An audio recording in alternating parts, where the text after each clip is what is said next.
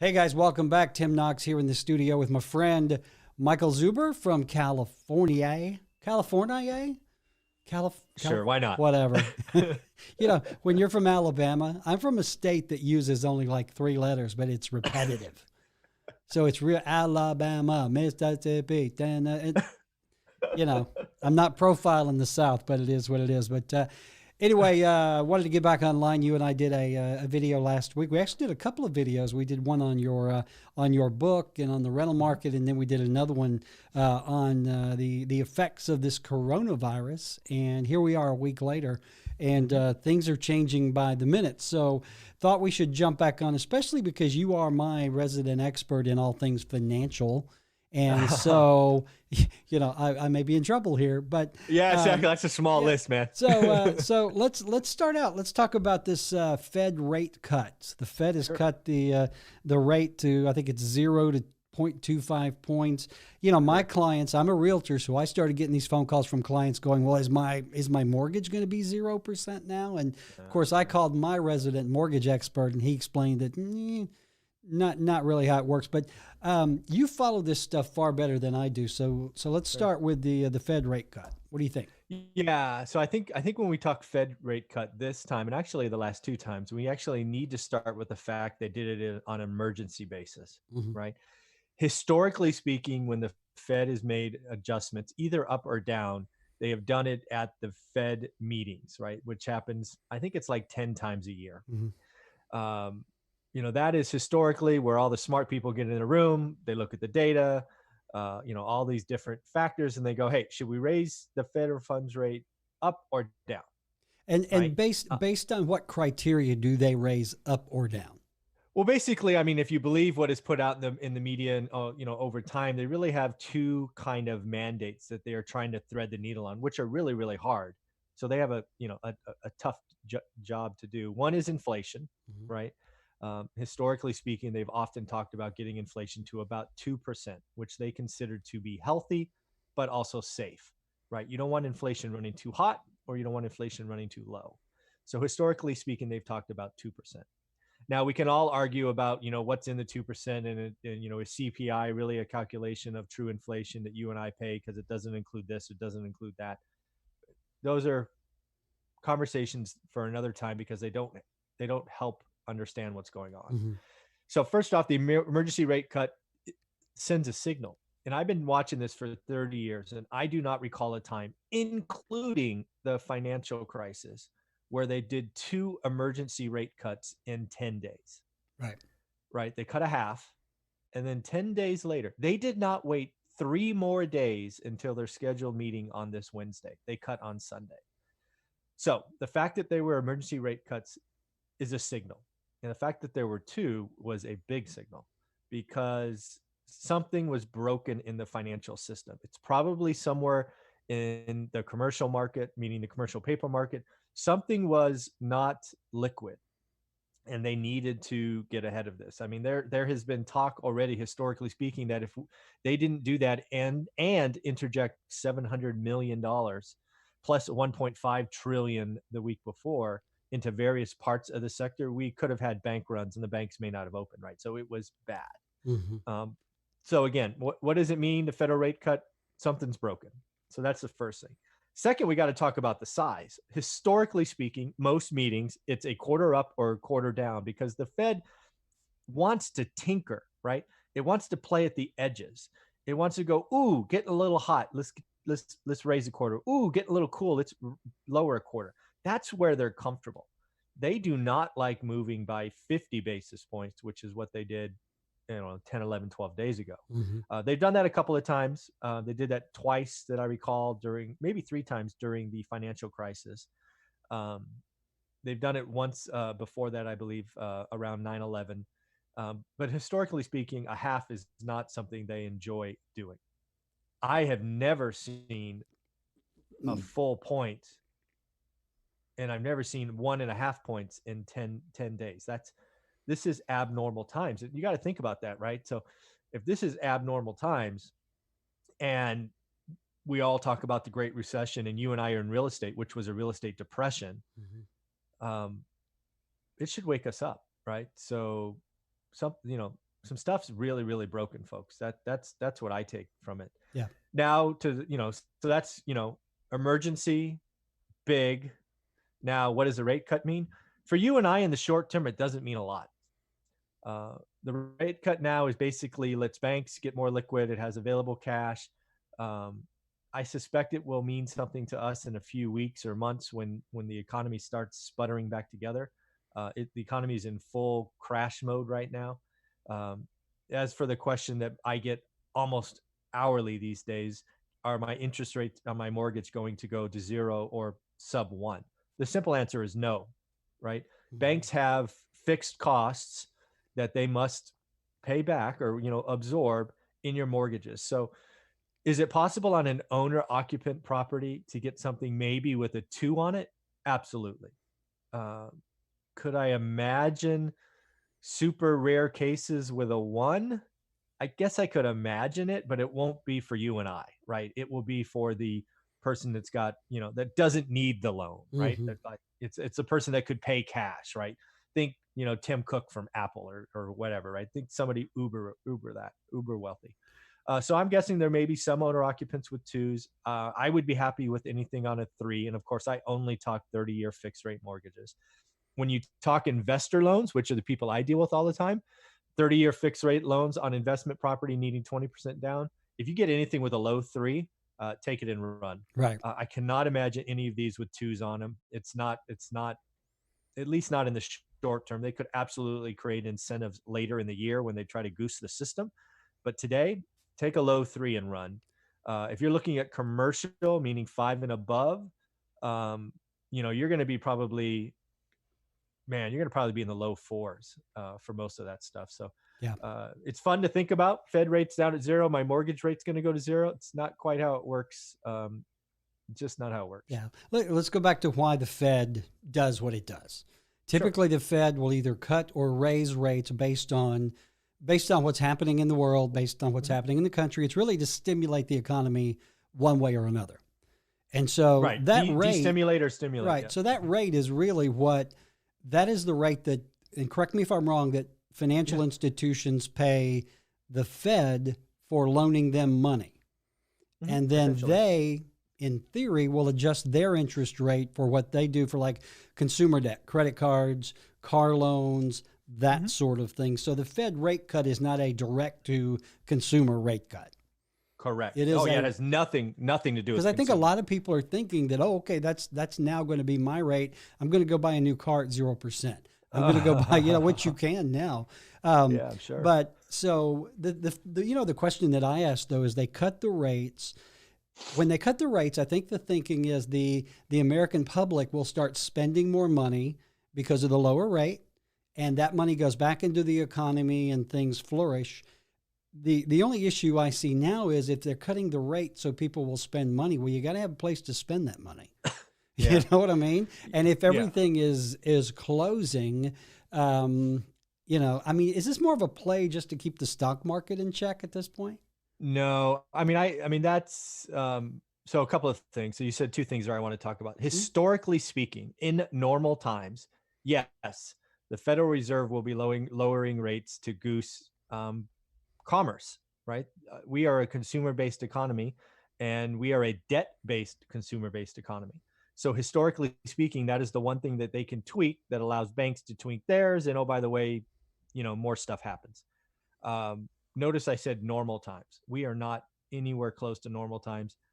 When Warren Buffett, who's 89, comes out and says, "Hey, if you live long enough, you see everything once," and he's like, "This is once."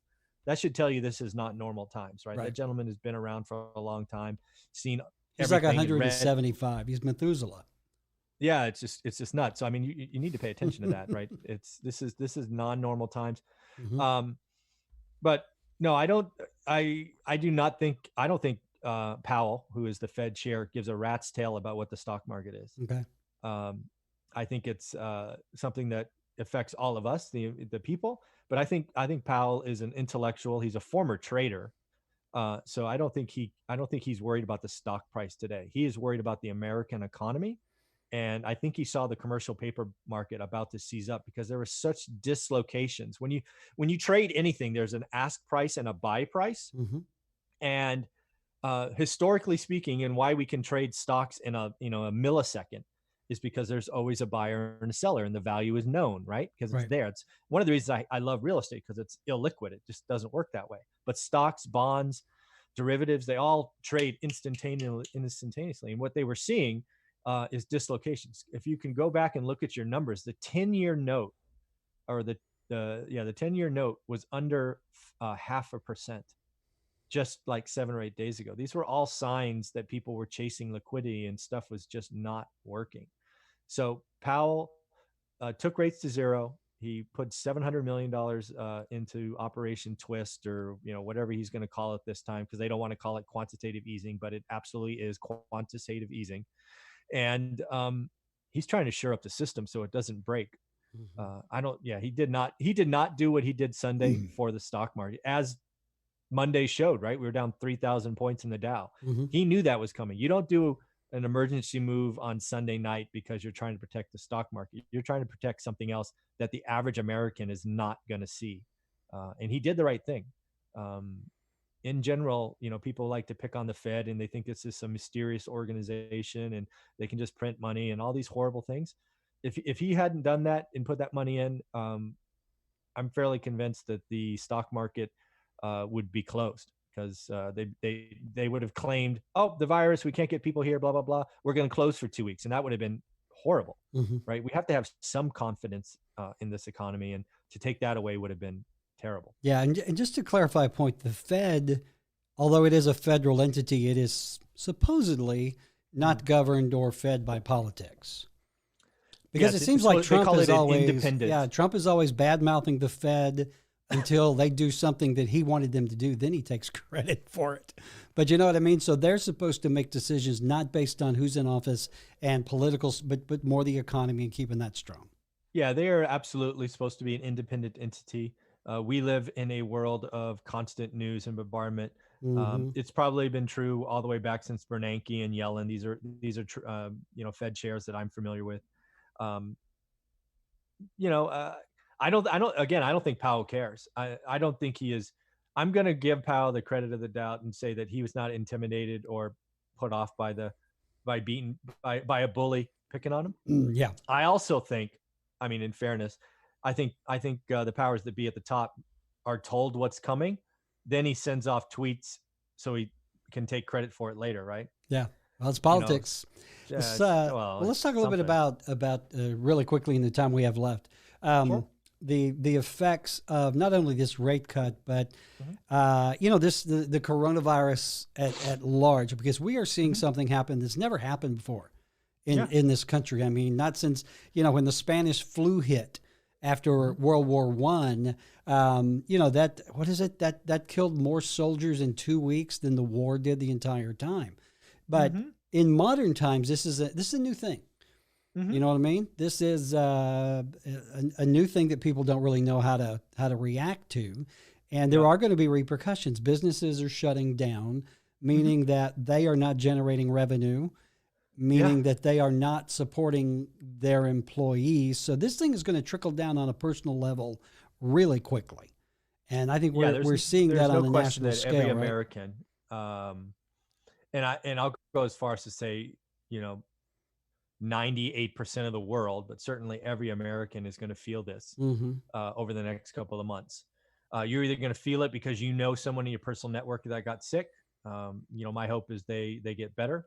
It is that contagious and innocuous, and all these people that are calling it just this or just that, or I'll just call them stupid or ill-informed. Ill-informed. How about that? Right. Ill-informed. Let's be more politically correct. But Yeah. uh, God forbid you know, you offend stupid people. yeah, exactly, Yeah. exactly. Well, they can leave comments too. They're very opinionated. Yeah, they can leave comments too. May Yep. not be literate, but they can leave comments too. But so it's going to impact everybody. Um, I think there's a couple of things that I'm going to say I hope happen. I would have said are going to happen, but at this point, the freaking politicians are such donkeys. They're not getting along. Hmm. First and foremost, I think the people, right? The citizens, the people that are losing their jobs or will go on furlough. I believe we are going to be seeing checks from the federal government to take care of monthly expenditures, food, water, shelter, right? These are things that are requirements. They're not going to be your normal paycheck. They're not going to be this or that, but they're going to be able to take care of food, water, and shelter because the federal government doesn't want to see people in the streets. They don't want to see looting. They don't want to see these kinds of things. So you stop that by sending people money, frankly. Mm-hmm. So Right. that's going to happen. To the citizens, I feel horrible for the people who have small businesses, right? The kind of 50 employees and less, 10 employees and less. Mm-hmm. Um, this is going to sound terrible, but if you're the federal government, this is what they're thinking. You're probably too small to care about, right? They're Yeah. not going to get to you. Mm-hmm. Um, we are going to have mass closures, mass bankruptcies, lots of stuff for small businesses in the next. I mean, it's going to start soon. Most of these people run on shoestrings. It's just the reality of life. Um, you know, I'm sorry. I mean, I feel terrible for you. Through no fault of your own, um, this thing has come here and it's crushed your dreams. Mm-hmm. But the good news is about the American dream, the American economy, is you can start again. And I would tell you to start again, right? Let this baby go, declare whatever you have to declare, shut it down, and get ready to do it again. And take all the lessons learned from this, wash away all that bad debt, and let's do it again. So I think there will be green shoots coming up. It is certainly going to hurt some people a lot. And then you go kind of 50 employees up to 500, kind of that small, big business. I suspect most of them will get small business loans and be given, if they can prove a strong balance sheet, that they'll be able to go through. And then the big businesses, 500 and above, they're going to be fine. They're going to get whatever they want Yeah. because, that's just how I see it coming down. Yeah. Well, I mean, and as a guy who's been in small business, um, most small business owners, I mean, literally, we verge on bankruptcy daily. You know what I mean? Yeah, I I mean, know. I had, and I think we talked about this back. We had a series of tornadoes come through here years ago, and Yeah. basically hit a power grid, knocked out the lights from anywhere from a week to 2 weeks. Well, I had two Mm. retail stores, and we had no power, but I also Mm. had 45 employees. Oh yeah. And so we had no power, so we could not open the store. Everything was electronic, of course, Of course. and literally we never recovered from that. We were closed for 2 weeks, and just the drain. And most small businesses, I don't think, even have that reserve to keep Yeah. paying employees. So I think that's going to be a big hit. And again, that sadly that trickles down to the people who work there, uh, Mm. who who are not going to be getting those paychecks, and so there are going to be repercussions there. Let's talk about this from the real estate standpoint, because I have already been put on alert by title companies and preferred lenders that closings are probably going to slide because title work is going to take a little longer, funding is going to take a little longer. That's affecting things from my point of view. We're still selling houses and showing houses. We're not doing opens right now. But Mhm. you have 150 some odd doors of rental property. How is this Mhm. going to affect landlords? So there's a couple of things, right? So I thought about this a lot. And again, if you go to my channel, One Rental at a Time, I put out a video yesterday called "What If." Mm-hmm. What if tenants don't pay? I think is the exact title. You should check that one out. But basically, so first off, let's talk about real numbers, right? So I've already had March collections of rent. We had 98%. We sent one person to eviction, who just had to go to eviction. And we had three partial payments, partial payments. So we expect those three to come in. And I think two have come in already. So in the pile that we have, we had one eviction, which is normal, right? Kind of happens, 10 times a year. People lose jobs, get drug habits, whatever it is, lose roommates, who knows? So that's that. So March was normal for me. I am talking to my team up there daily to try to figure out what's going on. Fresno, again, is 2.5 hours away from me. They are currently not under shutdown. I am in Santa Clara County, and we went on lockdown at midnight. So we are told to stay in our house for 3 weeks. Now you can go to the grocery store, hospitals, those kinds of things, but we are the most restrictive county right now, and it already feels weird. Um, so I fully expect all of California to be there shortly. So again, I expect a choppy rent collection in April. I've evaluated, as you'll see in that video, I get roughly 50% of my rent collection from sources that are not people. meaning Section 8 is the biggest example, but some is Social Security or other entities that will not be affected, right? That money's coming. Then there's, the other portion of that, which are partial or small payments. I expect to get most of that. But I did identify 25 high risk people, right? These are cash payers paying over $1,000 a month. And I'm like, ooh, could have a problem. So we've already been proactive. We evaluated all 25. I've figured 5 I'm okay losing if that's the way they go. The other 20 I will absolutely work out if it needs to be. Yeah, So, your advice to folks that don't own the number of doors you have. For example, you and I both know a lot of folks that just own a few rentals. And okay. these are typically folks who themselves are working a full-time job to make ends Yeah. meet and then got into the rental market. By the way, Murphy says hi. Hi, Murphy. Oh yeah, we got to go buy dog food, Murph. Hope there's not a line. But those folks, I mean, and again, the ones that probably have a full-time job, husband and wife decided to jump into rentals. They've got a handful. And if those rent checks miss, they may be in trouble. Yeah. So I'll talk to those people, right? So what I would do if I had 4, 5, 10 rentals and I was doing self-management is I would proactively reach out to all my tenants now. When I was running sales teams, I had a saying that bad news doesn't get better with time. So be proactive.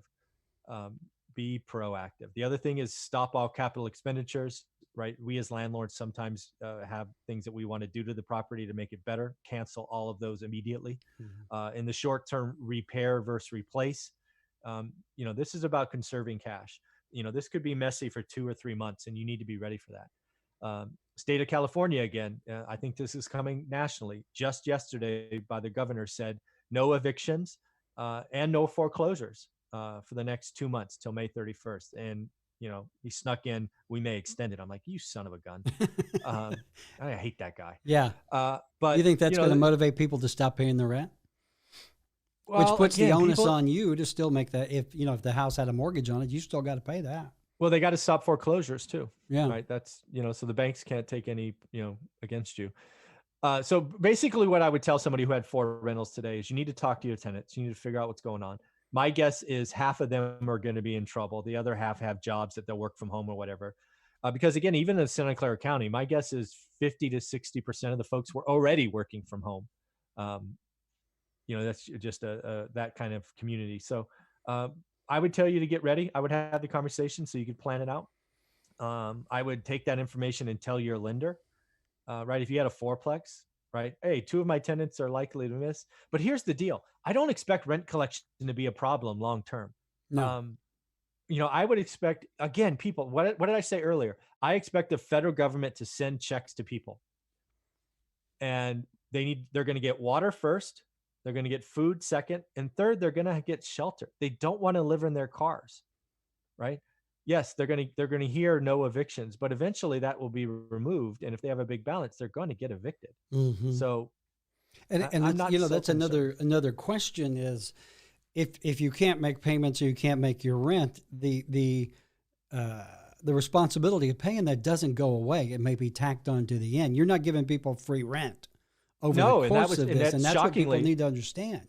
Yeah, even in California, the great blue state, socialist California, says this is not an obligation to, you still have the obligation to pay rent, just if you're impacted, whatever the language was. But he was very clear, which I was shocked because he's a socialist, saying that, you're still responsible. So. Yeah.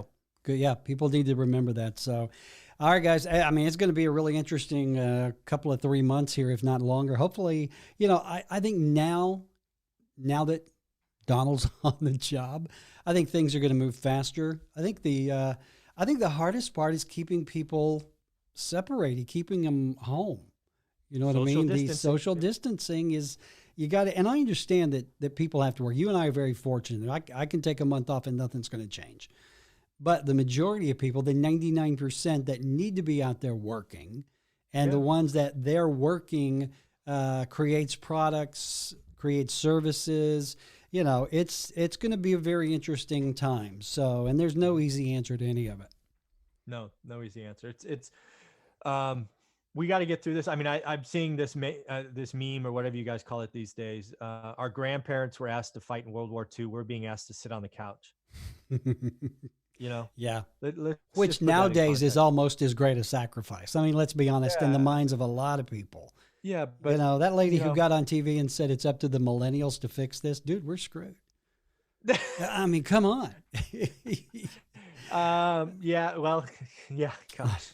What are we going to do? I'm going to have more faith that the American spirit will kick in and they will eventually figure it out. But Well, I hope you're right. You're much more of an optimist thus far, than it I doesn't am. look good. I'll tell you that. Yeah, well, it's sacrifices all the way around. So, hey, buddy, this has been great. You are the author of One Rental at a Time, my absolute very favorite book on the topic of getting started in the rental market. Yeah, If folks want to Yeah. plug your book, plug your YouTube channel, which is one of my favorite channels, and Thank you, buddy. tell folks how they can get in touch with you. Yeah, so if you want to read the book that's akin to Rich Dad Poor Dad, that takes the mindset shift and actually shows you how it's done, you need to either go to Amazon right now and buy the book One Rental at a Time, or if you like to listen to books, it is finally now available on Audible, and it's shooting up the ranks. It's done over 300 copies just in the first 10 or 11 days. Awesome. So clearly of value. So go check out One Rental at a Time. If you're sitting at home and you want to talk about and understand what's going on in the financial news, I do original daily content on my YouTube channel called One Rental at a Time. And as I mentioned earlier, I'm on lockdown. So I'm putting out all kinds of videos these days just because I need something to do or go stir crazy. So, let's have some fun together. And thanks for the time. And you can rock a hat like no one I've ever seen there, Goober. It's the Warriors hat. All right, good deal. Hey, buddy, let's do this again as things change. You got it, brother. All right, man. Talk to you soon. Bye. Mm-hmm.